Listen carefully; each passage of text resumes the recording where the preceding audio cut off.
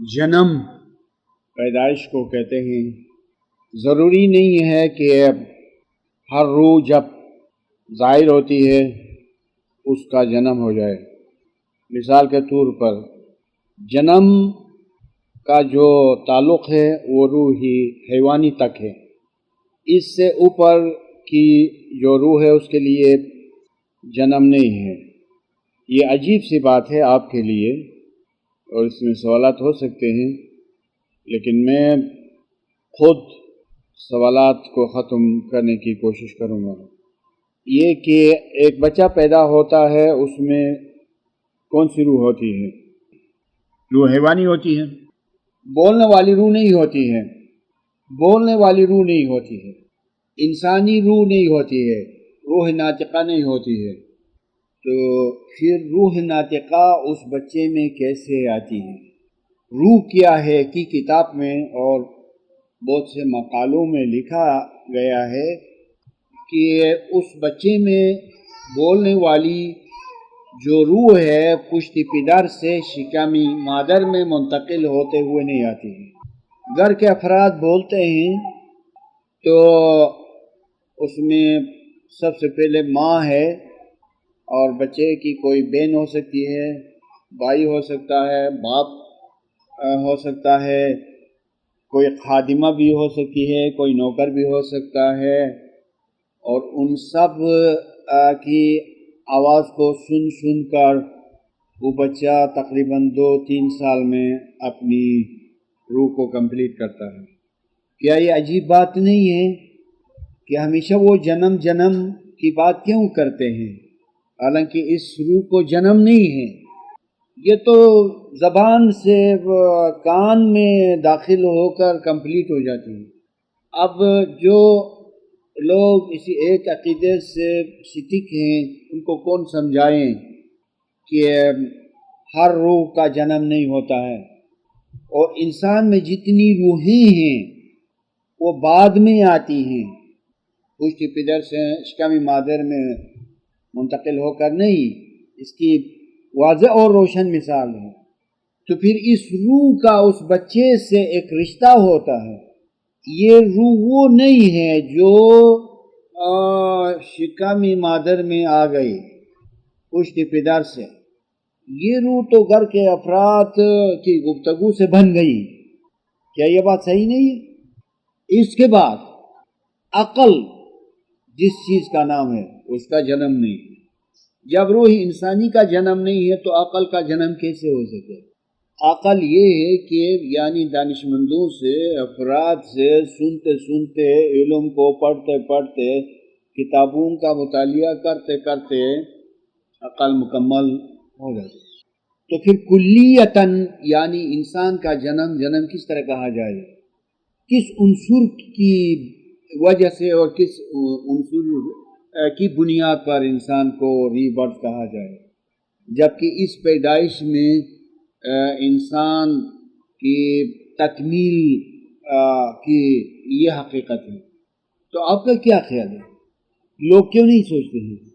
یہی ہے کہ پھر اچھا آپ نے باور کیا کہ روحی حیوانی تک جو ہے وہ شکم مادر کو دیکھنا ہے۔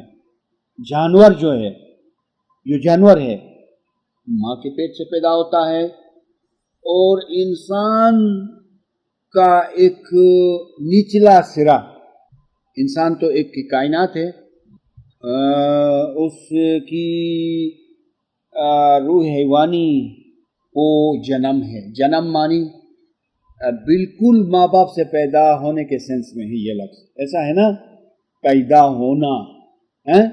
اس کے بعد آپ نے دیکھا کہ کس ماجزانہ طور سے انسان کی بولنے والی روح مکمل ہو جاتی ہے، کہ یہ ایک یونٹی ہے، کہ یعنی یونٹی کے لفظ پر ہم نے زور دیا تھا، اور یہاں پر بھی یہی یونٹی ملتی ہے کہ اس میں ایک خادمہ کیوں نہ ہو، اس کا بھی ایک حصہ ہے۔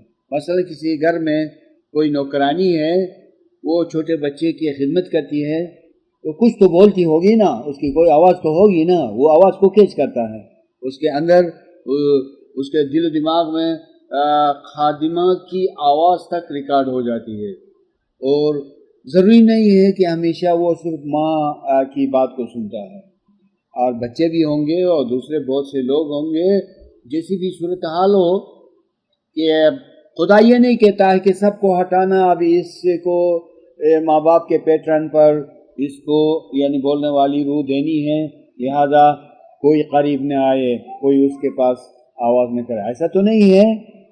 گھر میں بولتے ہیں تو وہ تقریباً 2 سال میں بولنے والی روح کو کمپلیٹ کرتا ہے۔ اس سلسلے میں کچھ لوگوں نے مفروضے مقرر کیے ہیں۔ اگر ایک بچے کو کسی الگ تھلگ جنگل میں، پہاڑ میں رکھا جائے، خوب اس کی حفاظت کی جائے، اور وہاں پر کوئی خاتون یا اس بچے کی ماں جائے اور دودھ پلائے اور اسے نہ بولے، 2 سال تک یہ عمل ہو، تو اس کے کان میں آواز نہیں پڑے گی اور اس کے اندر بولنے والی روح نہیں بنے گی۔ یہ دوسری مثال ہے، اس میں روح بولنے والی نہیں بنے گی۔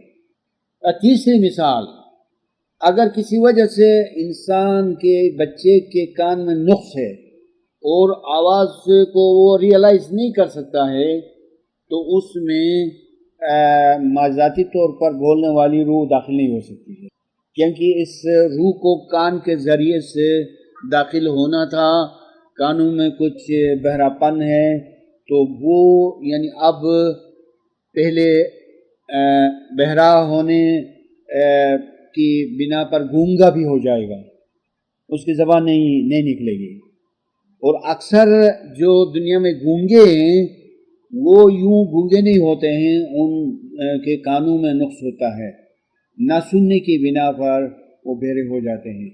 اس سے ہمیں بالکل پتہ چلا اور کلی طور پر معلوم ہوا کہ بولنے والی جو روح ہے وہ بعد میں آتی ہے، کان کے راستے سے آتی ہے، نہ کہ باپ کی پشت سے اور شکم مادر سے۔ اچھا، اور اس کے بعد جو چوتھی روح ہے وہ پیشانی سے پیشانی میں آتی ہے۔ مثلا امام کا نور پیشانی میں ہے، اور امام کے وارث میں یہ نور کان کے ذریعے سے، گفتگو کے ذریعے سے، اسم اعظم کے ذریعے سے، امام کی محبت کے ذریعے سے یہ نور ہونے والے امام میں آتا ہے۔ وہ کہ اس امام کے فرزند کے ساتھ بہت سے لوگ بات چیت کرتے ہیں، لیکن ان میں نور نہیں ہے۔ جس طرح انسان جب بولنے والی روح کو کھینچ کر رہا تھا، اس میں تو سب میں بولنے والی روح تھی، تو اس لیے اس کے اندر ایک یونٹی پیدا ہو گئی، لیکن اسی طرح سب میں نور نہیں ہے کہ نور میں اشتراک ہو، نور صرف امام میں ہے، امام ہی سے نور اپنے فرزند کو پیشانی میں منتقل ہوتا ہے، امام کا نور پیشانی سے پیشانی میں منتقل ہوتا ہے، اور امام کا نور جس مومن میں سرایت کرتا ہے، جس مومن میں داخل ہوتا ہے، اس میں بھی امام کی پیشانی سے مومن کی پیشانی میں آ جاتا ہے۔ تو پھر یہ تو جنم نہیں ہے، اس کو جنم نہیں کہا جائے گا، اس کو ظہور کہا جائے گا۔ اور سورج ایک آئینے میں نظر آتا ہے تو اس کو جنم کیسے کہا جا سکتا ہے؟ اس کو تو ظہور کہا جائے گا، اس کو تو جلوہ کہا جائے گا۔ اس طرح امام کے نور کی تجلی ہوتی ہے، ظہور ہوتا ہے پیشانی میں۔ تو اب اس گفتگو سے پتہ چلا کہ ہر روح کا جنم نہیں ہوتا، صرف حیوان تک کی جو روح ہے اس کا جنم ہوتا ہے۔ اس کے بعد نہ تو انسانی روح کا جنم ہوتا ہے اور نہ نور کا، چوتھی روح کا جنم ہوتا ہے۔ تو پیشانی سے پیشانی میں امام کا نور منتقل ہوتا ہے۔ اور یہ جو کہا جاتا ہے کہ امام کا نور شکم مادر میں تھا، یہ وہ نور نہیں ہے جو پیشانی سے پیشانی میں منتقل ہوتا ہے۔ یہ نور محض جسم کی بات ہے۔ شرافت اور فضیلت اور مرتبت کی بنا پر امام کے جسم کو بھی نور کہا جا سکتا ہے، امام کی روح کو بھی نور کہا جا سکتا ہے، امام کی عقل کو بھی نور کہا جا سکتا ہے، لیکن یہ ایک چراغ سے دوسری چراغ کو روشن کرنے کی طرح ہے۔ ایسے میں سب سے پہلے ایک چراغ کو رکھا جاتا ہے، ظرفی چراغ، چراغ کا برتن، آئل لیمپ جس کو انگریزی میں کہتے ہیں۔ اس کے بعد اس تیل میں ایک بتی رکھی جاتی ہے، ظرف چراغ اور اس میں تیل، پھر بتی، اور پھر اس بتی کے سامنے اس چراغ کو لایا جاتا ہے، یا اس چراغ کو اس روشن چراغ کے قریب کیا جاتا ہے، تو جو چراغ عملاً روشنی بکھیر رہا ہے اس سے اس نئے چراغ کو روشن کیا جاتا ہے۔ یہی وجہ ہے کہ خداوند عالم نے آفتاب سے اپنے نور کی مثال نہیں دی، ماہتاب سے اپنے نور کی مثال نہیں دی، ستاروں کی روشنی سے اور بجلی کی روشنی سے اپنے نور کی مثال نہیں دی، بلکہ گھر کے چراغ سے اپنے نور کی مثال دی۔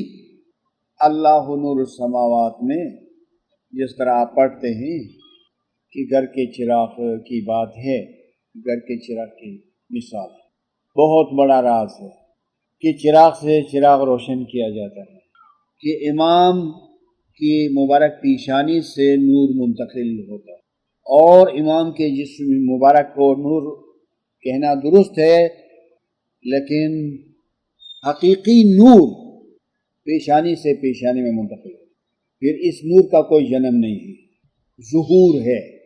جب امام کا جنم نہیں ہے، نورانی جنم نہیں ہے، وہ وہی نور ہے، مگر ایک پیشانی سے دوسرے پیشانی میں منتقل ہوتا ہے، پیشانی بدلتی ہے، نور نہیں بدلتا، نور وہی ہے۔ اور جس طرح ہندو عقیدہ ہے کہ انسان کے دوسرے جنم کے لیے وقت لگتا ہے، کہ اگر ان کے مطابق کوئی پیدا ہوتا ہے تو وہ ایک ہی دن میں تخلیق کے سارے مراحل کو طے نہیں کر سکتا، سو ہم اس کو نہیں مانتے ہیں کہ امام کا دوسرا جنم ہو اور ہم اتنے عرصے میں تاریکی میں رہیں، ایسی بات نہیں ہے۔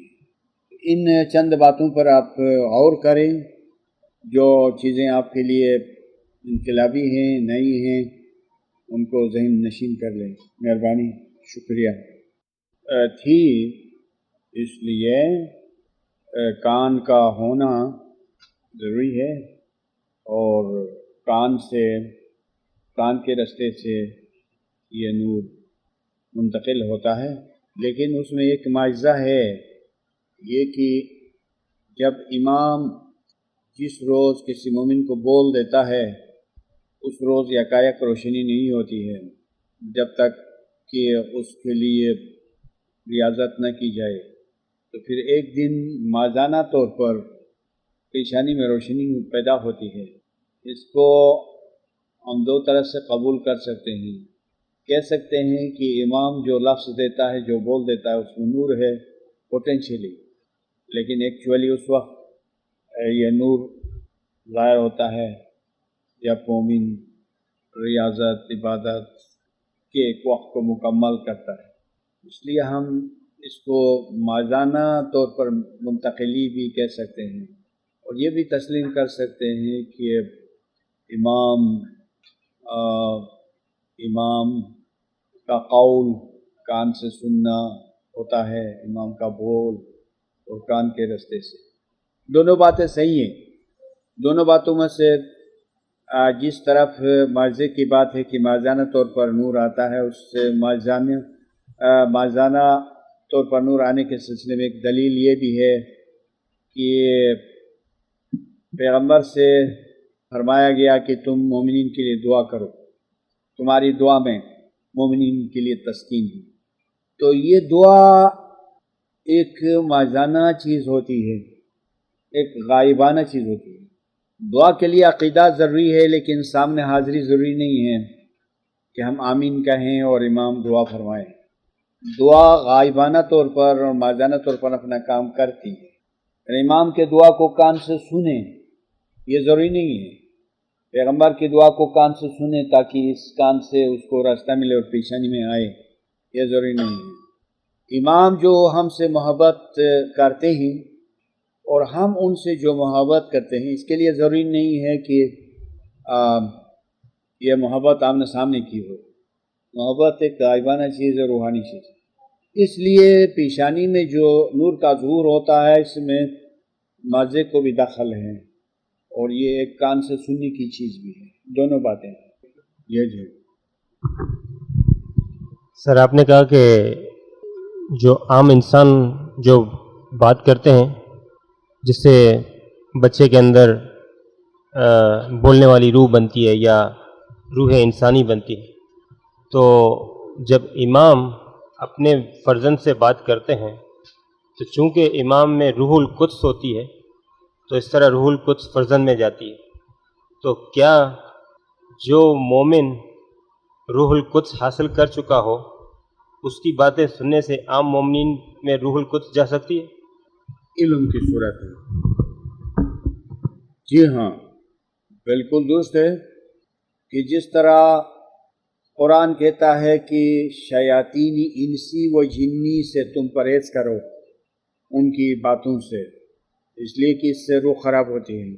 اسی کا برعکس نتیجہ یہ نکلتا ہے کہ جو حدود دین ہیں، جو حقیقی مومنین ہیں، جو علم والے ہیں، ان کی باتوں سے روح القدس کے بننے کی امکانیت ہوتی ہے، یا یوں کہا جائے کہ روح القدس بنتی ہے۔ اور آپ نے یہ کچھ تائیدی بات کہی اور بہت ہی موزونہ بات ہے کہ امام جو مومن کی چوتھی روح ہے اسی میں معرفت ہے، اور یہ جو حدیث اور یہ جو ارشاد ہے کہ من عرف نفسہ فقط عرف ربہ، جس نے اپنی روح یعنی اپنی چوتھی روح کو پہچان لیا، یعنی امام کو پہچان لیا، اس نے اپنے رب کو پہچان لیا۔ یہ اس ارشاد کی تعویل اور علم کی راہوں میں آگے بڑھیں اور معرفت کو حاصل کریں، روحانیت کے لیے کوشاں ہو جائے۔ دعا ہے کہ آپ کے باطن میں امام کا نور طلوع ہو جائے، دعا ہے کہ ہر فرد اسماعیلی کے باطن میں نور امامت کا طلوع ہو جائے۔ آمین یا رب العالمین۔